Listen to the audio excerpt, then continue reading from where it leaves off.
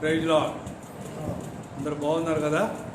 మళ్ళా కృప ద్వారా మనం దేవుని వాక్యం దగ్గరకు రాగలిగినామంటే ఆయన కృప. సమయంలో మనం ప్రభు శరీరాన్ని, ప్రభు రక్తాన్ని పాలు పొందక ముందుగా పరిశుద్ధమైన లేఖనాల నుండి కొన్ని మాటలు మనం చదువుకొని ఆయన శరీరం, ఆయన రక్తంలో పాలు పొందాం. దేవుడు పరిశుద్ధుడు, మనం కూడా పరిశుద్ధులుగా ఉండాలని ఆయన ఇష్టం. సో మీరు మా మనవడు పండుబాబు పోయిన వారం, అంతకుముందు వారం అనుకుంటాను, తాతయ్య పై నుంచి కిందకి అంతా తెల్లగానే ఉండవు తాతయ్య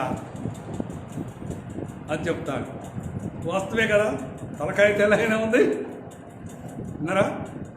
పెట్టుకున్న ఆసుకు తెల్లది, చేతులు అంతా తెలిపే, లోపల కూడా అంత పరిశుద్ధత ఉండాలి తాతయ్య అని చెప్పాడు మా మనవడు. చాలా సంతోషం నాకు. పండుబాబు దేవుని పిల్లలుగా ఒక బ్రదర్ కూడా అట్నే అన్నాడు ఒకసారి, ఏందన్నా ఓర తెల్ల బట్టలు వేసుకున్నారు చాలామంది, లోపలంతా మొత్తమే.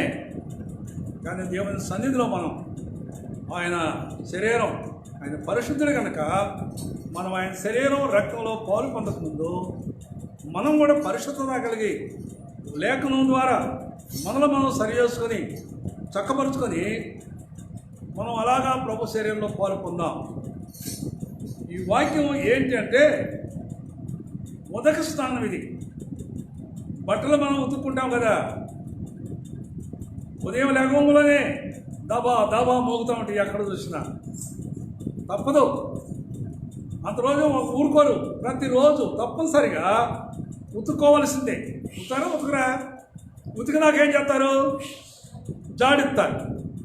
జాడించి నాకేం చేస్తారు? పిండుతారు. అవును కదా? అదే పరిశుద్ధమైన లేఖనాలు కూడా అదే. ఉతకాలా?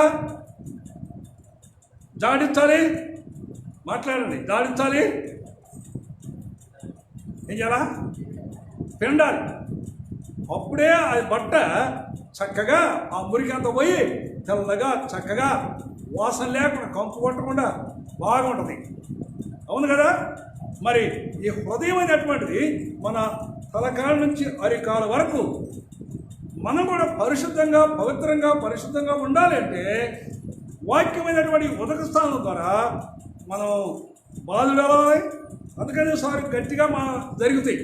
కొన్నిసార్లు ఏమో పిండాల్సి వచ్చింది, కొన్నిసార్లు ఇక గాడిచ్చి తీసుకు ఆరేయాలి, ఇక ఎండలో ఆరేయాలి. ఒకవేళ ఎండకు ఆరకపోతే ఏం జరిగింది చెప్పండి? నీ శ్వాసను కొట్టింది ఆ బట్టలు. తొడుక్కోవచ్చే కాదు. అవుతుంది కదా? మాట్లాడరండి, ఏం కాదు, అది ఉండగానే మాట్లాడండి, ఏం కాదు. తప్పనిసరిగా ఆ ఎండకు ఆరేయాలి. ఇదంతా ఏం చూపిస్తుందంటే మన ఆత్మీయ జీవితంలో దేవుని పిల్లలకి ఇది అవసరం. ఎవరు ఉతకబడరో, ఎవరు కొట్టబడరో, ఎవరు పిండబడరో, ఎవరు ఏ విధంగా అయినటువంటి ఇది లేకుండా ఉంటారో వాళ్ళు తప్పనిసరిగా పడిపోయే ఆస్కారం ఉంది. వాళ్ళు నిజమైనటువంటి ఆత్మీయ జీవితం ఎప్పుడో ఒకసారి బలలో పాలు పొందినంత మాత్రం వాళ్ళ పరిస్థితులు కాదు. వారికి అన్నీ ఉంటాయి. వారి ఉతకబట్టలే, వాళ్ళకి కోపం వచ్చి ఉతికితే పోతే అసలు ఒప్పుకోరు. ఇది కాకపోతే ఇంకో చోట వాళ్ళు పిండుకోవడం కాదు, ఏమో ఇష్టపడరు. పిండేవాళ్ళు లేరు లోకంలో చాలామంది. అంతా ఏం చేసేవాళ్ళు ఉన్నారు? పైన మేకప్ వేసే పరిస్థితులు ఉన్నారు లోకమంతా. దానికైతే సంతోషించే వాడుకుంటాం. ఒకవేళ మనం అన్నాం అనుకోండి, మనం అడిగామనుకో, మా మనం రావడానికి చెప్పాను కదా, ఎంతమందిలో మీకు చెప్పాను ఆ సంగతి. నా మనవుడు నన్ను చూసి ఆయన చెప్పిన మాట ఇది, తాతయ్య చాలా తలకాడ నుంచి పై కాడ నుంచి చూస్తుంటే అంతా తెల్లగానే ఉండవు తాతయ్య, మరి లోపల కూడా ఉంటే బాగుంటుంది కదా.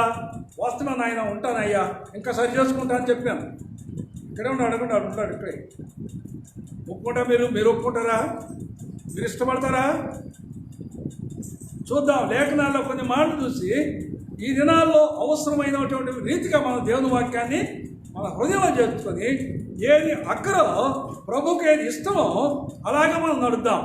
చూడండి, రోమేయుల రాజు పత్రిక 12వ అధ్యాయం 12వ వచనం 12వ వచనం ఒకళ్ళు చదవండి.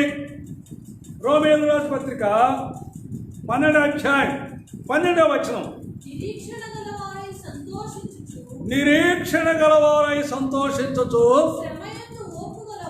శ్రమయందు ఓర్పు గలవారై ప్రార్థనయందు పట్టుదల కలిగి ఉండుడి. చూడండి, తీసుకోండి, కొంతమంది తీసుకున్న వాళ్ళు రోమీయులకు రాసిన పత్రిక 12వ అధ్యాయం 12వ వచనం మళ్ళా చదువుతున్నారు. చదవండి, జాగ్రత్తగా రాలి. అన్ని మనం చెప్పుకోవడానికి అవకాశం లేదు. నిరీక్షణ గలవారై సంతోషించుచు శ్రమయందు ఓర్పు గలవారై ప్రార్థనయందు పట్టుదల కలిగి ఉండుడి. చూడండి, మనం కొంచెంసేపు మనసు పెట్టి ఆలోచిస్తే మొట్టమొదటి ఏంటంట, నిరీక్షణ గలవారై సంతోషించాలి. ఏదన్నా ఒక విషయంలో నిరీక్షణ ఉండాలి. జరగలేదని నిరుత్సాహపడ, సంతోషించాలి. ఆలస్యమైంది, నిరుత్సాహపడకూడదు, అధైర్యపడకూడదు, కృంగిపోకూడదు. ఏం చేసేలే ఎన్ని సంవత్సరాలు బట్టి ఆవుగా సంతోషించు. నువ్వు నిరీక్షణ కలిగి ఉంటే దేవుడు నీకు అంత మేలు కలిగిస్తాడు. సంతోషించాలి. నిరీక్షణ కలిగిన వారు సంతోషిస్తారు. తర్వాత శ్రమ వచ్చేస్తుంది. నిరీక్షణ ఉన్నప్పుడు తప్పనిసరిగా శ్రమ వచ్చింది. శ్రమ యందు ఓర్పు ఉండాలి. ఎప్పుడు శ్రమ వచ్చినప్పుడు మనం కృంగిపోయే వాళ్ళని ఉండకూడదు. శ్రమ యందు ఏం కావాలా? ఓర్పు అవసరం. భక్తుల వారి జీవితాల్లో చూస్తే ఓర్పు ఎంత అవసరం అంటే, ఓర్పు గలవారై ఇప్పుడు ప్రార్థన యందు పట్టుదల కలిగి ఉండాలి. రకరకాల పట్టుదల ఉంటాయి కదా. మనుషుల లోకంలో ఎన్నో పట్టుదల ఉంటాయి. తీసుకురాలేదు కాబట్టి నేను నీతో పలకను, అంతే. అది ఒక పట్టుదల, ఏదో ఒక పట్టుదల. అనుకోండి, మీరు ఊహించుకోండి. ఇక ఎంతమంది భార్య భర్తలు, అత్తమామలో, కోడలతో, లేకపోతే అన్నదమ్ములో, అక్క చెల్లు, ఎవరిని మనం విమర్శించాలి కాదు నేను చెప్పేది. పట్టుదల. ఒకడేదన్నా అన్నారనుకోండి, తమ్ముడేదన్నా అన్నారనుకోండి, ఏమై ఉంటుంది? పట్టుదల ఉంటుంది మనకి. వాడు నన్ను ఎందుకు అనాలి, ఎందుకు నన్ను అనాలి, నాకు లేదంత హక్కు ఉంటుంది. నీకు ఓర్పు అవసరం. ప్రార్థనలు ఏం కావాలా? పట్టుదల కలిగి ఉండాలి. ఏం పట్టుదల? పట్టుకొని ఊగులాడకూడదు ఏదో పట్టుకుని లోకంలో. చెప్తాను ఈ నాలుగు సంగతుల్లో కొన్ని మాటలు చెప్తాను. రక్షణ కలిగిన వారై సంతోషిస్తూ ప్రార్థన యందు శ్రమ యందు ఓర్పు కలిగి ఓర్పు యందు ప్రార్థనలో పట్టుదల. ఈ ప్రార్థనలో పట్టుదల. ఒట్టి వాడికి పట్టుదల తగ్గుతాం కదా. ఎవరో ఇద్దరు తగాదాడుకున్నారండి, నేను మంది రాను. ఒక పట్టుదల. ఎవరి మీద పట్టుదల? వాళ్ళు ఎవరో తగాదాడిన వాళ్ళ మీద పట్టుదల. అంటే వాళ్ళు రావట్లేదని కాదు, నేను చెప్పేది తలపు, ఒక పట్టుదల. నేను బాగోకూడదు, వాళ్ళు పోయించడం బాగోకూడదు, వాళ్ళు మాట్లాడి బాగోకూడదు, వాళ్ళు తింటే నేను తినకూడదు. ఏదో ఒక పట్టుదల. అసలు నన్ను ఎందుకు అనాలి? ఇదే రీతిగా నువ్వు ప్రార్థనలో పట్టుదల ఉంటే నీకు అన్నీ సాధ్యమవుతాయి. ఈ ప్రార్థనలో పట్టుదల లేదు. చెప్పండి, ప్రార్థనలో పట్టుదల ఉందంటారా? మనకి ఎంతగా మనం ప్రార్థిస్తున్నాం, ఎంతగా ప్రార్థించే వాళ్ళగా ఉన్నాం. దినానికి ఎన్ని గంటలు నువ్వు ప్రార్థన చేస్తున్నావు, ఎంత పట్టుదల ఉంది ఆలోచించండి. కొంచెం మీరే కొంతమంది చేస్తారు, ప్రార్థన చేస్తుంటారు. మహానుభావులు ఎవరు గంటలు ప్రభు సన్నిధిలో ప్రార్థన చేసేవాళ్ళు ఎంతోమంది ఉంటారు. నిన్న ఒక ఎంగేజ్మెంట్ స్థలంలో ఒక చిన్న మాట చెప్పారు. అది చాలా అంతా బైబిల్ అంతా రహస్యంతో కూడింది, మర్మాలతో కూడింది. వంటలు మోకరించినాయి అంటారు. వంటల కాళ్ళు ఎట్టుంటాయి చెప్పండి, దాని మోకాళ్ళు ఎట్టుంటాయి? మాట్లాడండి, తెలియదు ఎప్పుడు. ఎంత ఉందో కాయలు కాసి ఉంటాయి. దానికి సూది పెట్టి గుచ్చినా కాడ దానికి ఏమీ సురుగు తగదు, అంటే అది కాయ కాసిపోతుంది. భక్తులు, దైవజనులు, దేవుని సేవకులు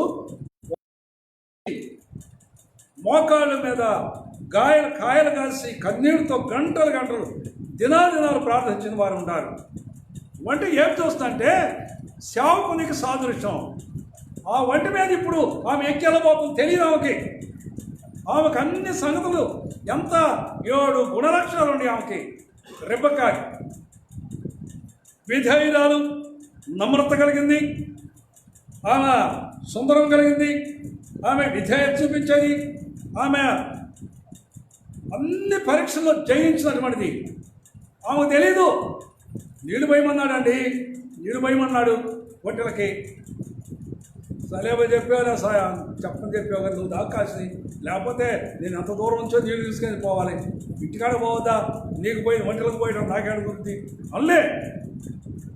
ఆమె ఒంటెలకు నీళ్లు పోసిందంట. ఏ ఒంటెలకు నీళ్ళు పోసిందో ఆ ఒంటెల మీద ఎక్కిపోయింది కదా. మాట్లాడండి, అర్థమైంది నేను చెప్పిన మాట. ఏ సేవకు నువ్వు గౌరవిస్తావో, ఏ సేవకునికి విధేయత కలిగిస్తావో, ఏ సేవకునికి తప్పిగా తీరుస్తావో అదే సేవకుడు నిన్ను నడిపిస్తాడు, ఆ రాజు దగ్గరకు తీసుకెళ్తాడు. అదే అక్కడ మర్మం అన్నమాట. అది సరే, ఇట్లా మనం ఇప్పుడు ఒక సేవకుని గుణలక్షణం అది ఏం చూపిస్తుందంటే, ఎలియాజరు పరిశుద్ధాత్మ, రెబెక్కా సంఘానికి సాదృశ్యం,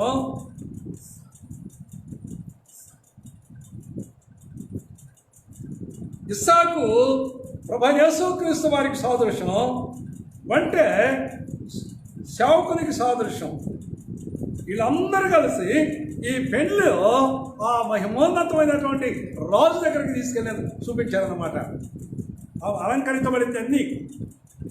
ఇప్పుడు ప్రార్థనలో ఏం కావాలంట ప్రార్థన ఏం కావాలా? ఒకటి పడతారు ఒకవేళ ప్రార్థన అయిపోయినా, వాక్యం అయిపోయినా, పాటలు పాడించకపోయినా, ఒకవేళ అనుకోండి మనకు లేదనుకోండి, లోకంలో బయటికి చెప్పేదానికన్నా ఈ మాట చెప్తాను నేను. ఇవన్నీ అనుకోండి, ఒకవేళ చేయలేదనుకో, వాళ్ళకి ఏం జరిగింది? ఏం జరిగింది?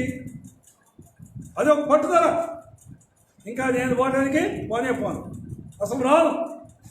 ఒకవేళ ఇంట్లో ఏదన్నా గొడవ జరిగింది అనుకోండి, ఏం చేయాలా? ప్రార్థన చేయరు వాళ్ళు.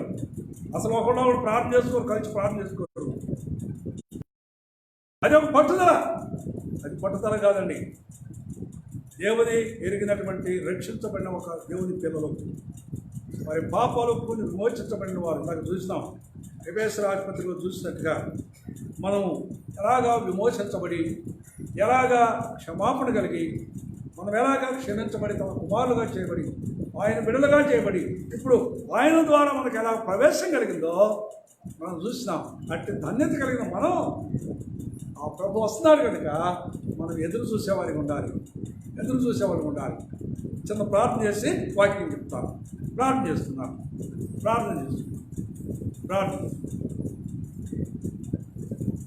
సత్యమైన ప్రార్థన.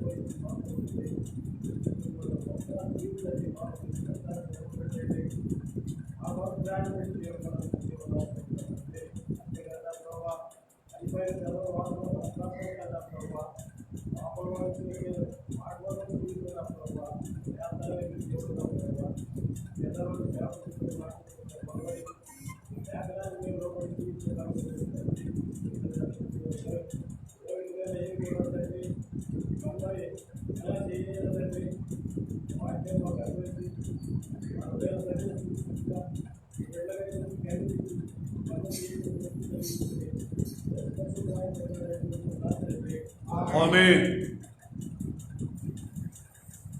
రోమీయుల రాసిన పత్రిక 12వ అధ్యాయం 12వ వచనం. అందరం కలిపే చదుదాం.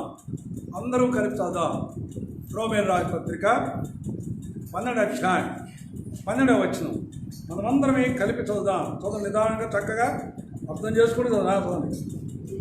నిరీక్షణ వారై దోషించు రమలయందు ఓర్పు గలవారై ప్రార్థనలో పట్టుదల కలిగి ఉండుడి. ప్రేమైనటువంటి దేవుని పిల్లలంగా మనవి చేస్తున్నాం. మీరు ఏటిలో పట్టుదల లేకపోయినా పర్వాలేదండి, ప్రార్థనలో పట్టుదల కలిగి ఉంటావు. ఎప్పుడు నువ్వు ప్రార్థనలో పట్టుదల కలిగి ఉంటావో వెంటనే ప్రభు నీ దగ్గరకు వచ్చి కూర్చుంటాడు. ఎవరు ప్రార్థన చేస్తారో వాళ్ళ దగ్గరికి ప్రభు వచ్చి కూర్చుంటాడు. ప్రార్థన చేసే వ్యక్తి దగ్గర సైతాను దాదాపు 10 గజాల చుట్టూరు రాలేడంట. ఒక ప్రార్థన జీవితం కలిగినటువంటి వ్యక్తి దగ్గర శత్రువు ఎప్పుడు కూడా దగ్గరకు రాలేడంట. ప్రార్థనలో ఉన్న గొప్ప ధన్యత, ఆశీర్వాదం. ప్రార్థన ద్వారానే గొప్ప మేలుంది, రక్షణ ఉంది. ఆఖరి దినాలు, చివరి దినాల్లో నువ్వు నేను నిత్యజీవంలో ఉండాలంటే ప్రార్థన ద్వారే. ఎవరు ప్రార్థన చేస్తారో వాళ్ళు రక్షించబడతారని బైబిల్లో ఉంది. చూద్దాం. ప్రార్థనలో పట్టుదల కలిగి ఉండి అన్నాడు. ఏం పట్టుదల ఏముండాలి? పట్టుమంటే మన జీవితంలో కొన్ని మార్పు కలిగి ఉండాలి.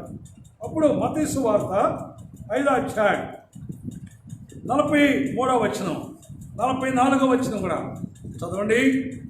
మత్తయి సువార్త 5వ అధ్యాయం 43వ వచనం 44వ వచనం కూడా చదవండి. నీ పొరుగువాన్ని ప్రేమించి మీరు విన్నారు కదా.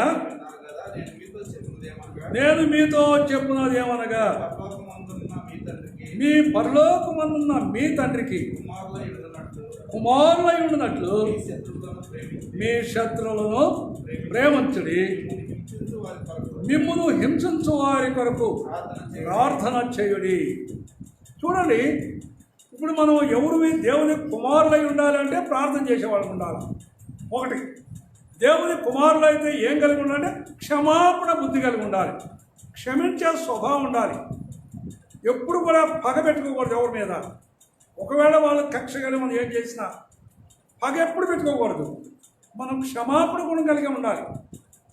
లేఖనాల్లో మనం చూస్తే చూడండి, మళ్ళీ చదవండి 44వ వచనం. నేను మీతో చెప్పున్నది ఏమనగా మీరు పరలోకమందున్నటువంటి మీ తండ్రికి కుమారులై ఉండునట్లు మీ శత్రువులను ప్రేమించుడి, మిమ్మల్ని హింసించే వారి కొరకు ప్రార్థన చేయండి. ఏమా అయ్యా, ప్రియ సహోదరా సహోదరి, ఈ ఆన్లైన్లో అయినా మా చెల్లి తమ్ముడు సహోదరా సహోదరి, లేఖనాల్లో యేసయ్య చెప్పిన మాట ఇది. ఇక దేవుని చెప్పిన మాట మనం వినకపోతే ఇంకెవరు మాట వింటాం? దేవుని మాట విన్నప్పుడే ఆయన నీ మాట వింటాడు. ఇక్కడ రాయబడింది 44వ వచనంలో, మీ శత్రువులను ప్రేమించండి, మిమ్మల్ని హింసించే వారి కొరకు ప్రార్థన చేయండి. ప్రార్థనలో ఏం కావాలంట? మాట్లాడండి. పట్టుదల. ఏం పట్టుదల? శత్రువుల కొరకు ప్రార్థించాలి, శత్రువులు ప్రేమించాలి. ఎంత అద్భుతమైన సంగతి ఇది. అసలు ఇది ఎలా సాక్ష్యం జరిగిందంటే, లేఖనాలు చాలామంది ఉన్నారు శత్రువులు ప్రేమించడం. వాడు వస్తున్నాడు రా, వాడు అంత చూడరాదురా అని చెప్పి అన్నారు. వచ్చారు, కొట్టారు, గుండ్లో పడేశారు, డబ్బులు కమ్ముకున్నారు. ఇప్పుడు సరసాలో ఉన్నాడు. అక్కడి నుంచి మరో రాజు దగ్గరకు ఉన్నాడు, సింహాసనం కట్టాడు. ఇప్పుడు వాళ్ళ అన్నదమ్ములు వెళ్ళారు. వాళ్ళు అక్కడి నుంచే చూశాడు. పెద్ద అన్నయ్య, చిన్న అన్నయ్య మొత్తం తెలుసు ఆయనకి. వాళ్ళందరూ వస్తున్నారు, అందరం చూశాడు. వాళ్ళు రాగాలని వాళ్ళని జైల్లో పడేయండి రల్లా. ఆయన ఏం కోపం పెట్టుకోలేదు, ద్వేషం పెట్టుకోలేదు, పగ పెట్టుకోలేదండి. పగ పెట్టుకున్నాడా? మాట్లాడండి. పగ పెట్టుకున్నాడా? ఏడ్చాడంట. చెప్పండి. అంతేకాదు, వారిని చూసి ఏమన్నాడు? మీ నాన్న ఉన్నాడా? బాగున్నాడా? మీ బంధువులు ఉండారా, మీ భార్యలు బాగుండారా, మీ పిల్లలు బాగుండారా అని అడుగుతాడండి. ఒక మీద ఒకరిని ద్వేషించి కొట్టి చంపినకు అమ్మేసుకున్నటువంటి వాడిని ఏమవుతారు? శత్రువే కదా. మాట్లాడండి, మీరు శత్రువా కాదా? మరి ఇప్పుడు శత్రువులు వచ్చారు ఎలా ఉంటుంది చెప్పండి? ఒళ్ళంతా రోమం దగ్గర పడిచింది, అసలు చేతుల బాధ ఉండదు. ఇంకా అసలు వాళ్ళకి వెళ్ళే చూడబుద్ది కాదు. చూస్తారా? వాళ్ళు వస్తున్నారంటేనే ఎట్లుండదండి? శత్రువులు వస్తున్నారంటే సంతోషిస్తామా? మాట్లాడరే. కానీ ఏసేపు పగబెట్టుకోలే. నువ్వు పగబెట్టుకున్నావంటే ఆ కీడు నీకు కూడా వచ్చింది. చూడండి, మరంట ఒక దైవ సేవకుడు చెప్పాడు, ఒక పోమంట, త్రాసు పోమంట వెళ్తుందంట. వెళ్తా ఉండేలకి కందిరేగా దాని మీద కొడుతుందంట, తెక్కడుతుందంట. ఆ కందిరే దగ్గరకు వస్తే తెక్కడుతుందంట. ఇక వెళ్తుందంట, వెళ్ళినా కూడా కుట్టుకుంటుందంట. దానికంట ఏంది ఇంకా వెళ్తుందా కొడుతున్నావు అని ఇసుకుంటుందంట. అట చేసి దాన్ని వదిలిపెట్టలేదంట, కొడతానే ఉందంట. అప్పుడు అనుకున్నంట, కాసేపు ఆలోచిస్తే నేను అంతు చూడాలనుకున్నాంట. ఎవరు మాట్లాడండి? పాము. ఎవరంతు? కందిరేగంతు. ఇది తల మీద కుడతానే ఉన్నాడు, తల మీద పెట్టుకొని. అటు ఆ రోడ్డు మీద అంటే రోలర్ వస్తుందంట. దాన్ని ఈ కందిరేగం దాన్ని కింద పెట్టేసి చంపేసేయాలనుకున్నాను. ఆజనే ఆ రోలర్ వస్తానే ఉంది, ఈ తల మీద కొడతానే వస్తుంది. ఆ రోలర్ కింద ఆవులో పోయి పెట్టిన తలకాయ కందిరిగా దెబ్బగా చచ్చిపోయింది. బాగుంది. అవలే వచ్చిందా సార్? మాట్లాడలేదే. కందిరిగా తప్ప బాగుదావదా? ఏమనుకుంది? శత్రువుని చంపేయాలనుకుంది. తను కూడా వచ్చిందా లేదా కీడు? నీకు కూడా వచ్చింది. ఒక శత్రువు అయినా వాళ్ళ ప్రేమించి యేసేపు గౌరవించి మాట్లాడి పరామర్శించాడు. వాళ్ళకి ధాన్యం ఇప్పే కాదు, వాళ్ళ కోపండి, ద్వేషించలే. వాళ్ళ శత్రువు అంటే ఇదే చెప్పండి. బాగుండాలా? నీ పిల్లలు బాగుండారా? మంచిలు తాగుతాం అడగండి, తప్పుగా. నా దగ్గర కూడా చాలామంది వచ్చారు, ఎక్కడ కూడా వచ్చారు. మామూలు శత్రువులు కాదు, మన సంఘాన్ని గల్ల చేసేటువంటి ఎన్నో ప్రాంతం వచ్చినాయి. అయినా వచ్చినప్పుడు అక్క పిలిచి, అమ్మ టీ పెట్టుకొచ్చినాయి, ఎవరు వచ్చండి? మన బెదరు వచ్చాడే, బాగుండారా? ఎక్కడున్నారు మీరు? పిల్లలు ఎక్కడున్నారు? ఇప్పుడు కూడా చెప్తా. కథ కాదు. వాళ్ళ శత్రువు అయితే వాళ్ళు ప్రేమిస్తాను, మాట్లాడతాను, గౌరవిస్తాను. నాకేమొచ్చింది? ఆ గీడు వాళ్ళకే వచ్చింది, నాకు రాదు. కుటుంబమే పతనం అయిపోయింది వాళ్ళకి. నాకేం కాదు, నేను ఇక్కడే ఉంటాను. నేను మీకు ఎందుకు చెప్తున్నా అంటే, చూడండి, మీ 44 వచ్చింది, చదవండి. నేను మీతో చెప్తున్నదేమనగా 44 చదువు.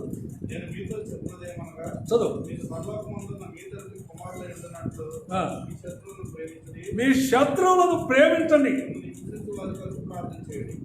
ఎప్పుడో యేసయ్య వచ్చేసేవాడే. ఈనాడు క్రైస్తవ జీవితంలో అందరూ ఒకరినొకరు ప్రేమించుకొని, ఒకరినొకరు గౌరవించుకొని, ఒకరినొకరు ద్వేషం లేకుండా ఉంటే యేసయ్య ఇప్పుడు వచ్చేవాడు. మనకి కరోనా వైరస్ వచ్చేది కాదు, నిత్య సంతోషంలో ఉండేవాడు.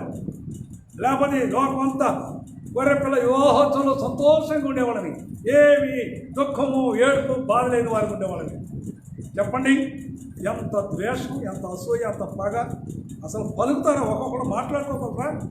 క్రైస్తవులు దేవుని సేవకులే, దేవుని పిల్లలే, ఆయన రక్తం ద్వారా విమోచించబడి మనమే. నాడు లోకంలో అందుకే చెప్తాడు, ఈ లోకం అన్నిటికీ పట్టుదల ఉండవు, కానీ ప్రార్థనలో పట్టుదలకు ఉండు. చూడండి, యోబు గ్రంథం ఏమేం చేశారో చూద్దాం. 42వ అధ్యాయం ముందు 10వ వచనం. యోబు గ్రంథం 42వ అధ్యాయం 10వ వచనం. మరియు యోబు తన స్నేహితుల నిమిత్తం ఉండు పాడు తీసుకుంటాను. కీర్తనకు ముందు 42 ఇప్పుడు 10వ వచనం చదువుతున్నారు. చదువు. మరియు యోబు తన స్నేహితుల నిమిత్తము అతని క్షేమ ఏం చేశాడు? యోబుకి ఎవరి కోసం ప్రార్థన చేశాడు? తన స్నేహితులు. ఏం స్నేహితులు తెలుసా? మామూలు స్నేహితులు కాదు, భయంకరంగా ద్వేషించి అసూయపడి నిందలు పంపినటువంటి స్నేహితులు. స్నేహితులు అంటే మొట్టమొదటి స్నేహితులే. యోబుకు రోగం వచ్చింది, అన్నీ కోల్పోయిన తర్వాత స్నేహితులు వీళ్ళ కొరకంటే ప్రార్థన చేసినాడంట. ఆయన క్షేమస్థితి మరలా వచ్చేసింది. నువ్వు కూడా నీ శత్రువుల కొరకు ప్రార్థన చేస్తే నీ క్షేమస్థితి మరలా రెట్టింపు అయింది, దీవించబడతావు. చూద్దాం, కొద్దిగా చూద్దాం. 2వ అధ్యాయం 11, 12, 13 వచనం.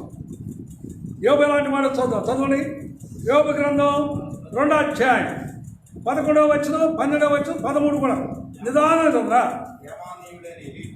ఇది చూడండి. త్యామానీయుడకు ఎలీఫాజు చదువు. జోపారు ముగ్గురు స్నేహితులు అతనికి సంభవించిన ఆపదలన్నీ చూసి అతనితో కలిసి దుఃఖించడకు ఓదార్చుటకు చదువు.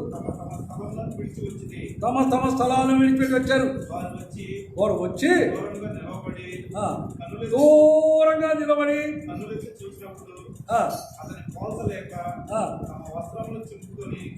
ఆకాశం తట్టు తల మీద దూడి చల్లుకుని ఎలుగెత్తి వచ్చింది.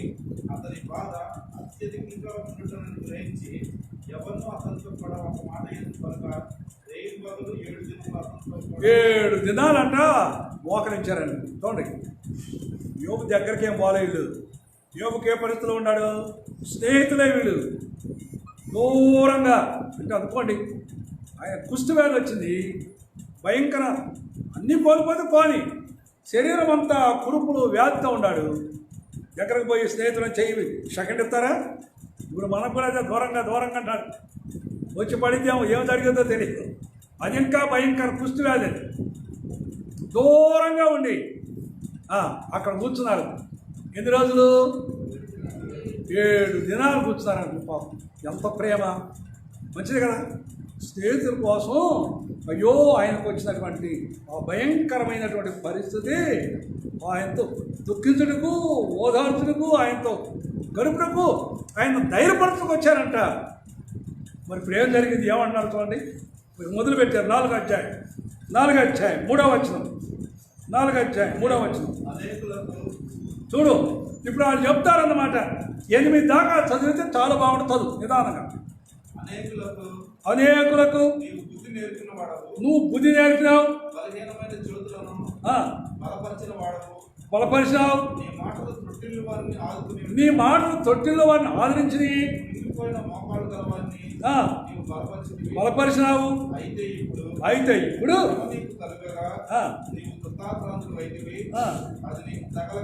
అది నీకు తగలగా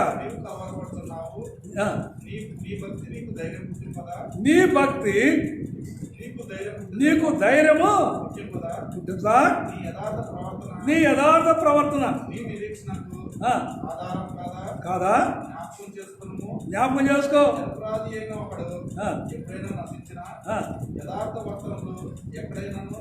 చూడు ఏమని మాట్లాడడం మొదలుపెట్టేటువంటి యోబు అంటారు, ఎవరన్నా యథార్థవంతులు ఏమన్నా కష్టాలు వచ్చేది వస్తాయా? యథార్థవంతులకి ఆపదలు వస్తాయా? యథార్థవంతులు పొలవంతం నాశనం అయిద్దా? యథార్థవంతులు ఇల్లంతా కూలిపోయి పిల్లలు చస్తారా? అసలు యథార్థవంతుడు అయితే నీకు రోగం వచ్చిందా అని మొదలుపెట్టారండి. ఎవరో వీళ్ళు మాట్లాడండి. ఎవరు? స్నేహితులు. ఎందుకు వచ్చారు? ఆయనతో దుఃఖించడకు, ఓదార్చుడుకు, ఆదరించుడుకు, ఆయన ధైర్యపరచడానికి వచ్చినటువంటి వాళ్ళు ఏం మాట్లాడుతున్నారో చూడండి. ఇంకా భయంకరమైన మాట్లాడి ఇలాగా మాట్లాడుతున్నారు శత్రువు. అందుకనే ప్రభు అంటాడు ఒక మాట 42వ అధ్యాయం 8వ వచనం ఏమన్నాడు దేవుడు? కాబట్టి 7 ఎడ్లను 7 పొట్టేళ్లను తీసుకొని నా సేవకుడైనటువంటి యోబు యొద్దకు పోయి మీ నిమిత్తం అప్పుడు నా సేవకుడైనటువంటి యోగు నిమిత్తము మీ అవివేకాన్ని బట్టి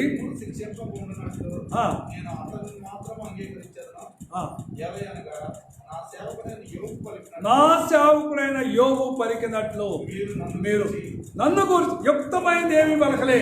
చెప్పండి, ఇప్పుడు చెప్పండి. ఇప్పుడు వాళ్ళు ఎంత హింసించి, ఎంత బాధ కలిగించి, ఇన్ని విధాలుగా మాట్లాడి భయంకరంగా పునగదీసినారు. ఇప్పుడు చాలామంది ఏం చేస్తారంటే సార్లకు వచ్చే వాళ్ళు కూడా రాజేరు, వాళ్ళకి అధైర్యపడే మాటలు చెప్పడం, ఏదో చెప్తుంటారు. ధైర్యపరచాలి. వాళ్ళు ఒకవేళ దేవుని దూరం అయితే వాళ్ళకు ప్రోత్సహించి ధైర్యపరిచి దేవుని దగ్గరికి నడిపించే వాళ్ళకి ఉండాలి. మనం విశ్వాసాలవి లేదా ప్రార్థన చేసే వాళ్ళకి ఉండాలి. అయ్యా, నీకు కష్టం వచ్చిందా, శ్రమ వచ్చిందా, పరిస్థితులు ఏమన్నాయినా మనందరం కలిసి ప్రార్థన చేద్దాం రండి. మన సమస్యలు తీర్తి, నీ పిల్లలు, నీ కుటుంబం సమస్యలు తీర్తి రండి. అదేలే మీరు చేసిన పని అని ఇంకా ఎన్నో ఉండి అయితే ఇవ్వమంటాడండి. ఆయన చూడండి 15 అధ్యాయం చూడండి. 15 అధ్యాయం 4వ వచనమండి. 4వ వచనం. నీవు 6 రావు చదువు. దేవుని గురించిన జ్ఞానము హీనపడుతున్నావు. నీ మాటల వల్ల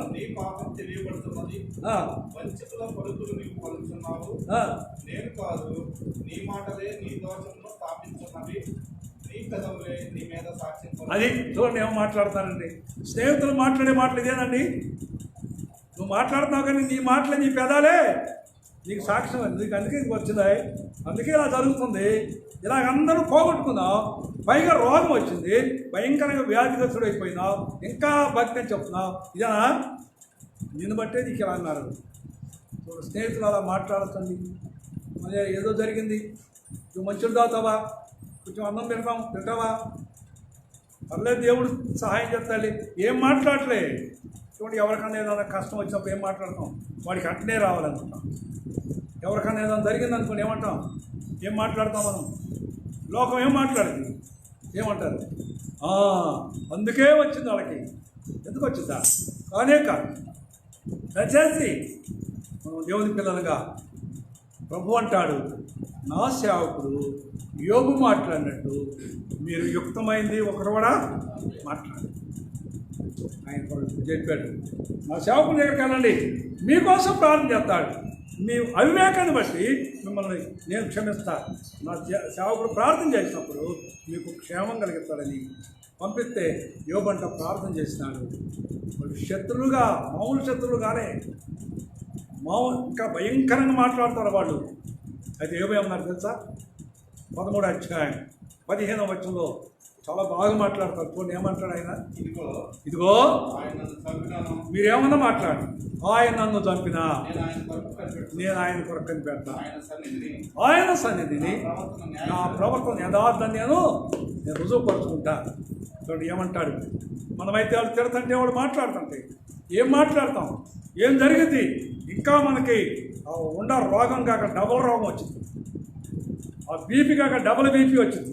ఎవరనేది అంతే, ఏమన్నా జరిగితే. కానీ ఏ బలం లేదు. మీరు ఎన్నన్నానండి, ఏమన్నా మాట్లాడండి. ఆయన నన్ను చంపినా నేను ఆయన కొరకు చూసి నా యథార్థంగా ఆయన తెలుసు.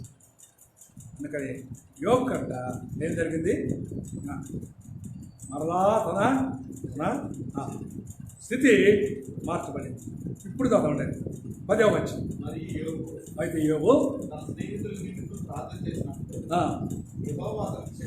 యెహోవా అతని క్షేమ స్థితిని అతన్ని మరలా అమ్మా ప్రియా సహోదరుడా, ప్రార్థన ఏం పట్టుదలంటే మత్తయి సువార్త మనం 5లో ఉందంటూ శత్రువుల కొరకు ప్రార్థన చేసుకోవడం. ఒకళ్ళని హింసిస్తున్నారా, వారి కొరకు ప్రార్థన, వారిని దీవించే వారి ఉండాలి. అదే క్రైస్తవ జీవితం అంటే. యేసయ్య ఎవరిని అలా చేయలేదు కదా. వాళ్ళు కొట్టిన వాళ్ళని కొట్టలేదు, తిట్టిన వాళ్ళని తిట్టలేదు. వెళ్ళుదా చెంప మీద కొట్టారు, ఈ చెంప ఇచ్చారు, ముఖం మీద గుద్దారు, ఏం మాట్లాడలే. ఎంటికలు పట్టుకొని పీకేస్తున్నారు, ఏమంటలే. నేను ఏం తప్పు చేశానని ఎలా చేస్తాను నల్లే. మన ప్రియ రక్షకుడు అన్ని హింసలు కండల చింతపడుతున్నా ఏమాత్రం కూడా వాళ్ళని దూషించలేదు. వాళ్ళ కొరకు అయ్యా క్షమించయ్యా అన్నాడు. చెప్పండి, ఎవరు మనం ప్రభువుని కలిగిన మనం, యేసయ్యను కలిగిన మనం మరి ప్రార్థనలో పట్టుదల కలిగి ఉన్నామా? చూస్తే ఇంకొక మాట చెప్తాను చూడండి. రెండవ రాజుల గ్రంథం 6వ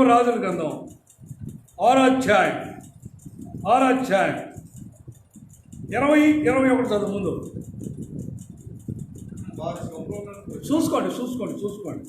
రెండవ రాజుల గ్రంథం 6వ అధ్యాయం 20-21, 22-23 కూడా చదువుతాడు. చదవండి. వారు సోమ్రోనుకు వచ్చినప్పుడు అతడు యెహోవా నువ్వు చూసినట్లు చదువు.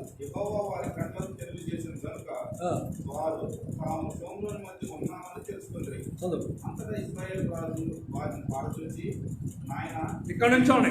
నాయనా వీళ్ళని కొట్టుదా అతడు వీళ్ళు కొట్టద్దు, నీ కట్టి చేతను ఏం చేతను చెరపట్టి వారినైనను కొట్టుదువా. వారికి భోజనం పెట్టించి వారు తిని త్రాగిన తర్వాత చూడండి ఎంత అద్భుతమైన సంగతి. ఒక దైవ సేవకుడు తను చంపడానికి వచ్చారు, తను పట్టుకోవడానికి వచ్చారు. షోమ్రోను రాజు దగ్గర చూడండి. షోమ్రోను రాజు ఇశ్రాయేలు మీదకి యుద్ధానికి వెళ్తున్నాడు. ఇప్పుడు అనుకున్నాడు యోహం అంటున్నాడు. ఇప్పుడు అనుకోండి, ఇది చలపల్లి, ఇది ఇశ్రాయేలు పట్టణం. షోమ్రోను రాజు ఏమనుకున్నాడంటే, అందరూ అనుకోండి, ఊహించుకోండి, ఇప్పుడు దీన్ని ముట్టడియాలి. ఆయన ఊహించి ఇది రూట్ కాబట్టి ప్రజలందరూ ఇటు వస్తారు, ఇటు రాబాకండి, ఇటు పుచ్చగడ్డకి వెళ్ళి నుంచి కొంతమంది మాట వేయండి, ఇదిగో ఈ పక్కగా నడకుదిరికి వెళ్ళి కొంతమంది మాట వేయండి, వాళ్ళు బండి చెప్తా చెప్పి చెప్పుకున్నాడు. ఇక్కడ ఇశ్రాయేలు రాజు దగ్గర ఒక దైవ సేవకున్నాడు, ఎలీషా అనే ప్రవక్త ఉన్నాడు. రాజుగారిని పిలిచి, రాజుగారు శత్రువులు ఇదిగో ఆదిగా ఇట్లా ముట్టడి అయిపోతారు అని చెప్తే అటు పోకుండా అది బంద్ చేస్తే వాళ్ళు బాగా వెళ్ళే మార్గం లేరు. అర్థం కాలేదు, అంత బంద్ చేసేసారు. అది ఆ గేట్లు మూసేశారు. ఆ దానికి వాళ్ళకి ఏం అర్థం కాలేదు. శోభరాజు అన్నాడు, ఎట్లా తెలుసు మన సంగతి వాళ్ళకి ఎట్లా తెలిసింది?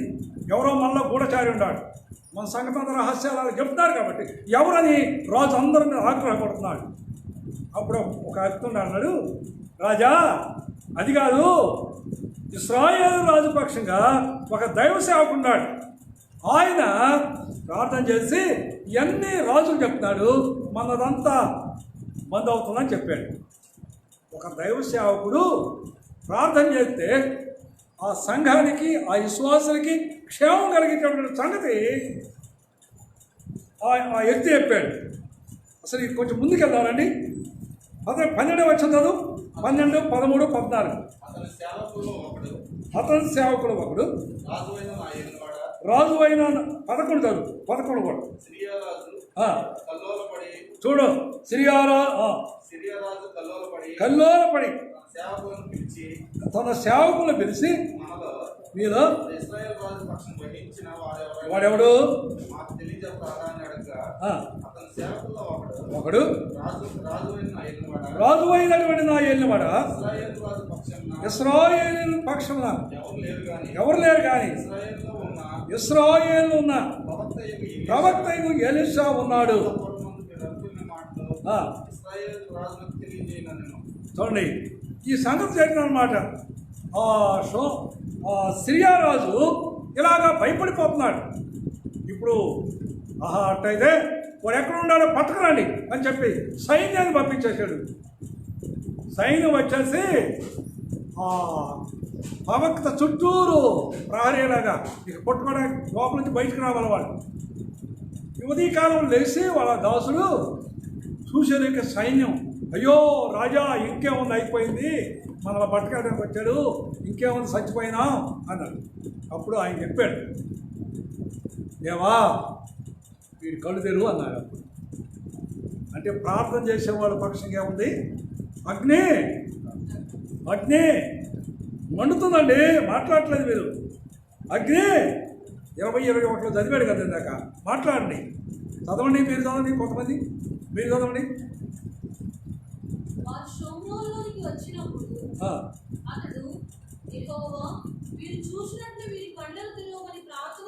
ప్రార్థన చేయగా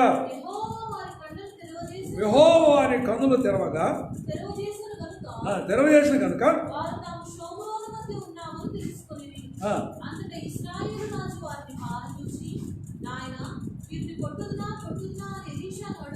చూడండి, ఇప్పుడు శత్రువులు చిక్కారు. ఇప్పుడు చిక్కినప్పుడు ఇప్పుడు ఇశ్రాయేలు రాజు వచ్చి చెప్పేశారు, ఇక్కడికి వచ్చేసారు, సైన్యము ముట్టడేసేసి అయిపోయింది. ఈ సిరియా రాజు సైన్యము ముట్టడైపోయింది.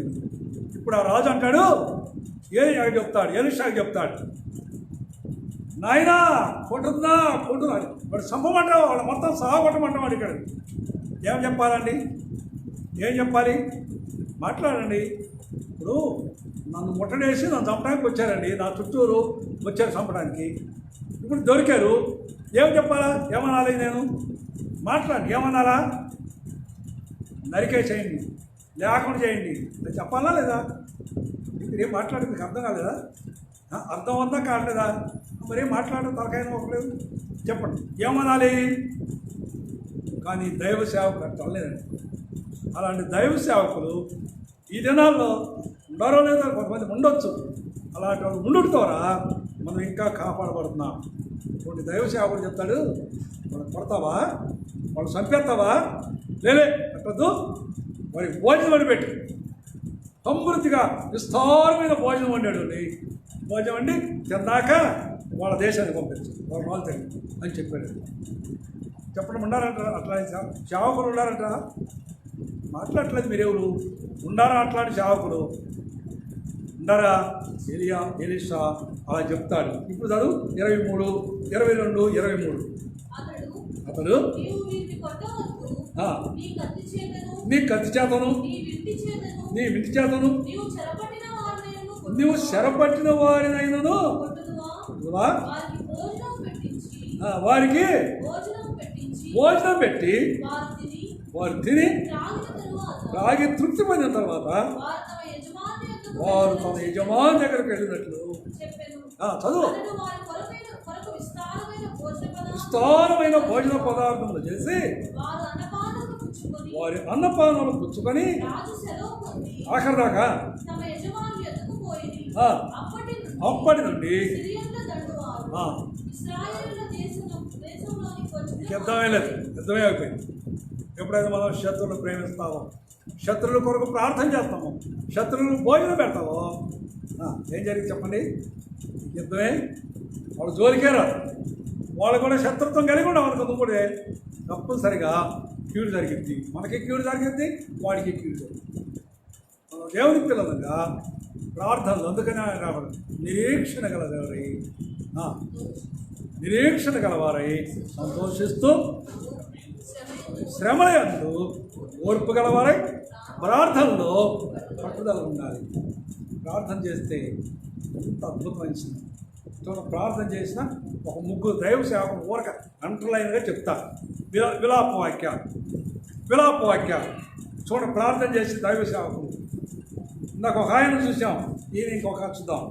3వ అధ్యాయం 48, 50 కూడా. నా జనులకు కలిగిన నాశనం నేను చూడగా నా కన్నీరు ఏరులై పారుతూ మరి నా కన్నీరు ఎడతెగక. చూడండి, ఈ విలాపరాజ్యం రాసింది ఇర్మియా అంటే ఇలా చెప్తాడు, ప్రార్థన చేస్తాడు. చూడండి ఎంతగా ప్రార్థన చేస్తున్నాడు. ఎందుకు ప్రార్థన చేస్తున్నాడు? మళ్ళీ చదవండి. నా జనులకు కలిగిన నాశనాన్ని చూసి మనం ఏం చేస్తాం? పక్క వాళ్ళకి ఏదన్నా నాశనం జరిగింది, పక్క వాళ్ళకి ఏదైనా కష్టం జరిగింది, పక్క వాళ్ళకి ఏమన్నా శ్రమలు వచ్చినాయి, మనం ఏమనుకుంటాం? వాళ్ళకి అట్నే రావాలి, వాళ్ళకి అందుకే వచ్చింది, వాళ్ళు అది చేశారు కాబట్టి. కాదండి, కాదు. ఒకరు వాళ్ళు చేసినా వాళ్ళకి జరిగినా మనం అలాంటి స్వభావం ఉండకూడదు. మనం ప్రార్థన చేసేవాళ్ళు ఉండాలి. వాళ్ళ కొరకు మనం ప్రార్థన చేస్తాం. అయ్యో, నా ఇంటి పక్కవాడు, నా ఇరుగు పొరుగువాడు, లేదా నా సంఘం, నా విశ్వాసులు, నా బంధువులు, లేదా నా దేశం పాడైపోతుంది, నాశనం అయిపోతుంది, దేవా దేవా అని కన్నీరుగా ప్రార్థన చేసి విలపించే వాళ్ళని ఉండాలి. ఎంతమంది సంఘ ప్రార్థన కొడుతున్నాం, ఉపవాస ప్రార్థన చేస్తున్నాం. అనుకోమండి, ఈ కరోనా వైరస్ ద్వారా ఏమి నష్టం చాలా వస్తానే ఉండాలి, ప్రార్థన చేసుకుంటూ ఉండాలి. నేను సాయంకాలం 5 గంటలకు ఒక తమ్ముడు వచ్చాడు, ఉపవాసం నేను ఉండా, ఆయన కూడా కలిసి ప్రార్థన చేసినాకనే నేను వెళ్ళిపోయాను లోపలికి. ప్రార్థన జరుగుతూనే ఉంది, సంఘ ప్రార్థన జరుగుతూనే ఉంది. వింటారా? మీరు అనుకున్నారు ఏమి రాదు. మన జాగ్రత్తగా మనం కలిగి మనం ప్రార్థన చేసేవాడు ఆ నశించిపోయేవాడు, ఆ జనులు నాశనం అయిపోయేవారు ఉంటారు. లోకం అంతా భయంకరమైన శిక్షకి వెళ్ళిపోతుంది, పాతాళానికి వెళ్ళిపోతున్నారు. వాళ్ళందరూ ఎంతోమంది కన్నీరు కాలుతున్నారు తన వారిని కోల్పోయి. అంతేకాదు, దైవ సేవకులు కూడా ఎంతోమంది కరోనా వైరస్ ద్వారా అందరూ ఎంతోమంది చచ్చిపోయిన వాళ్ళు ఉంటారు. ఎప్పుడు ఏమైందో ఏమి సంభవిస్తుందో మనకు కూడా తెలియదు. ఒకవేళ ఈ లోకాన్ని విడిచినా మనం ప్రార్థన చేసేవాళ్ళం అయితే నిత్యం ఉండే రాజ్యంలో ఉంటాం, ఆ తండ్రి కృపాక్షలు ఉంటాం. లేకపోతే మనం కూడా ప్రార్థన చేస్తాం అనుకుంటూ మీరెవరో నేను ఎరగను అనేవారిగా మనం కూడా ఆ పట్టీలోకి వెళ్ళిపోతాం, 5గులోకి వెళ్తాం. 50 వచ్చింది కూడా అబ్బాబ్బాబ్బా అంటాడు, నా కన్నీరు ఎడతెగక ఎందుకు నా జనులు కలిగిన నాశనాన్ని చూసి. కాబట్టి వాళ్ళు మనుషులే, మనం మనుషులే. వాళ్ళు నశించిపోతున్నారు. ఎవరో నశించినారని, ఎవరో పోతున్నారని మనం సంతోషించేది కాదు. మనం కూడా జాగ్రత్త కలిగి మన కుటుంబం, మన సంఘం, మన బిడ్డలు, మనం భద్రత కొరకు మనం ప్రార్థన చేసేవారు ఉంటారు. ఇక ఆయన ఇంకొక మాయం చెప్తాను చూడు.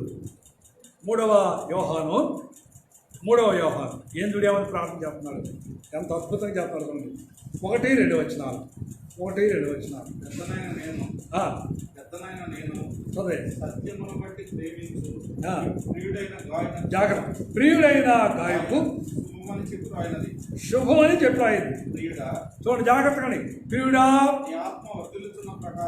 నీ ఆత్మ వర్ధిల్లుతున్న ప్రకారం నువ్వు అన్ని విషయాల్లో వర్ధిల్లుచు సౌఖ్యంగా ఉండాలని ప్రార్థన చేసినాడు.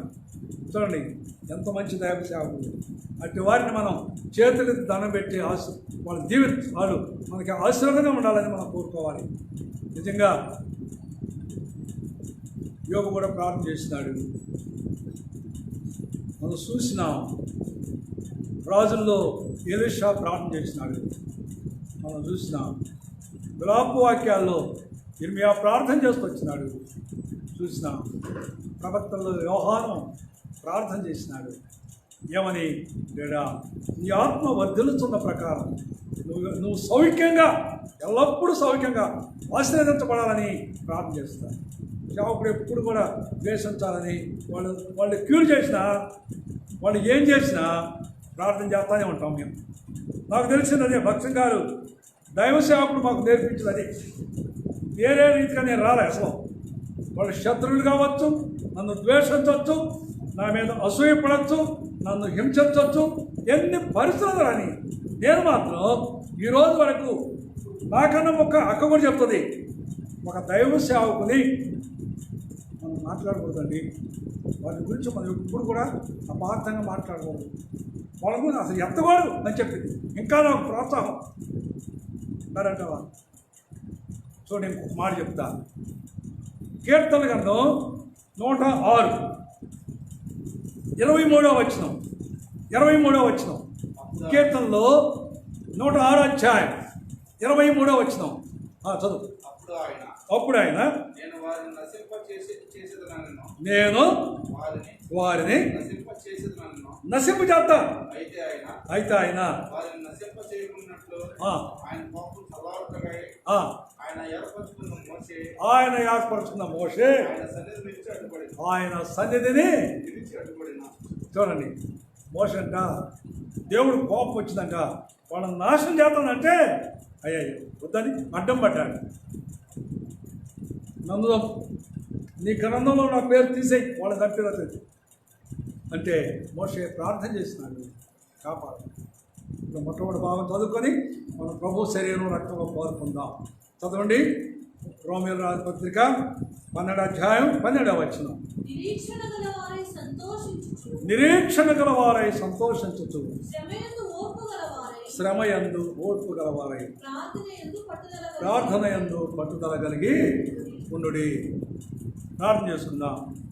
మన ప్రియ రక్షకుడు మన కొరకు అన్ని శ్రమలు అనుభవిస్తూ కూడా ఆయన ప్రతిదినం ఆయన గొల్గొతా ఆ పర్వతం పోకముందు ఆయన గెచ్చమనే తోటలో శిష్యులు నిద్రపోతున్న మాదిరిగా మన కొరకు ఆయన సన్నిధిలో ఎలా ప్రార్థన చేస్తారంటే ఇక ఈ చెమట లేదంట రక్తం కార్య వరకు ప్రార్థన చేసినాడు. మన ప్రభువే ఎంతగా ప్రార్థన చేస్తే మరి మనం ఎంతగా ప్రార్థన చేసేవాళ్ళు ఉంటాం. ప్రార్థన చేసిన వాళ్ళు ఎప్పుడు కూడా బాగుపడ్డారు, క్షేమం పొందారు. ప్రార్థన చేసిన వాళ్ళు ఎప్పుడు కూడా ఆశీర్వదించబడ్డారు, వాళ్ళ కుటుంబం దీవించబడింది. ద్వేషించబడిన వారు కక్షలు వారి మీద ద్వేషం అసూయ పెరిగిన వారు పతనం అయిపోయినారు. బైబిల్లో మా ప్రియ రక్షకుడు ఆ శిలువలో మోసుకుంటూ తండ్రి మీరు ఏం చేస్తున్నారో క్షమించు అని క్షమాపణ కలిగి ప్రార్థన చేస్తున్నారు. మనం కూడా ప్రార్థన చేస్తున్నాం. మోకరించండి ప్రార్థన చేసుకున్నాం.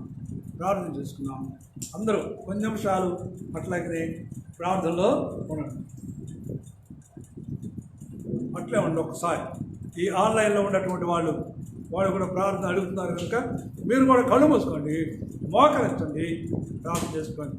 మేము బల్ల పంచుకునేదాకా ఒక అరగంట సేపు మీరు అక్కడే మేము స్థలాల్లో మీరు కూడా ప్రార్థన చేసుకోండి.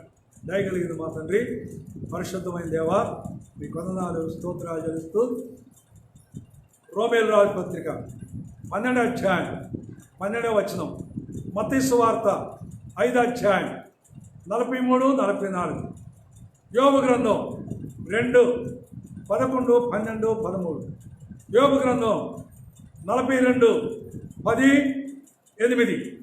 ఇలాగా నాయన నీ లేఖనాలు మాతో మాట్లాడుతూ వచ్చినావు తండ్రి. నిన్న వారు కూడా ప్రార్థన చేస్తూ ఈ భయంకరమైన ఈ దుర్దినాలు, ఈ అపాయకరమైన దినాలు, ఈ అంచకాలం, ఈ చివరి దినాల్లో ఎవరు నశించడం నీకు ఇష్టం లేదు. అందరూ ప్రార్థన చేసి ఇర్మియా ప్రార్థన చేసినట్లుగా కన్నీరు మందిరుగా నాయనా ఆ జనులు నశించిపోయే వారి విషయంలో ఎంత ప్రార్థన కలిగి ఉంటాడు. ఈనాడు మేము కూడా అంత ప్రార్థన జీవితం కలిగి ఉంటాము. కృపద ఇచ్చామని నీ పిల్లలను కూడా దీవించమని యేసు నామములో ప్రార్థిస్తున్నాము తండ్రి. ఆమేన్. ప్రార్థన చేసుకుందాం.